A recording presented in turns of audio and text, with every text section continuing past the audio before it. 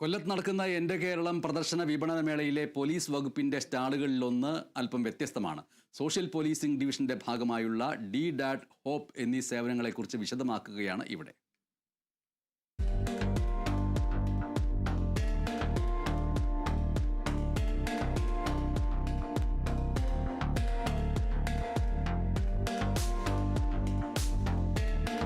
കൊല്ലത്ത് നടക്കുന്ന എൻ്റെ കേരളം പ്രദർശന വിപണനമേളയിലെ പോലീസ് വകുപ്പിന്റെ സ്റ്റാളിലാണ് ഡി-ഡാഡ് ഹോപ്പ് എന്നീ പോലീസ് സംവിധാനങ്ങളെക്കുറിച്ച് വിശദമാക്കി തരുന്നത്. പോലീസിന്റെ മേൽനോട്ടത്തിലുള്ള തുടർ പഠനവും ഡിജിറ്റൽ ഡി അഡിക്ഷൻ സെന്ററുമാണ് പ്രധാന സംവിധാനങ്ങൾ. കേരള പോലീസിന്റെ ഒരു പ്രോജക്റ്റാണ് പ്രോജക്റ്റ് ഹോപ്പ്.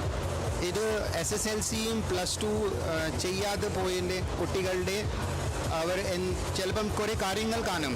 അവർ പഠിത്തം വിട്ടു പോകുമ്പം കേരള പോലീസാണ് അവരുടെ പഠിത്തത്തിന് വേണ്ടി ഹെൽപ്പ് ചെയ്യുന്നത്. അവർക്ക് മുമ്പോട്ട് പഠിത്തം എങ്ങനെയാണ് കൊണ്ടുപോകുന്നത്, അതിൽ നമ്മൾ ക്ലാസ്സസ് എടുക്കും. നമ്മൾ അത് അവർക്ക് വേണ്ടി അഡ്മിഷൻ ഫീസും എക്സാം ഫീസാണ് കൊടുക്കുന്നത്.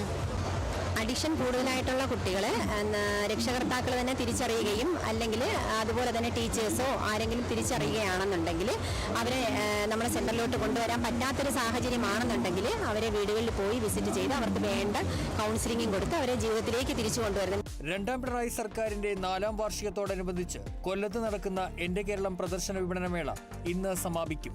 കേരള വിഷൻ ന്യൂസ്, കൊല്ലം.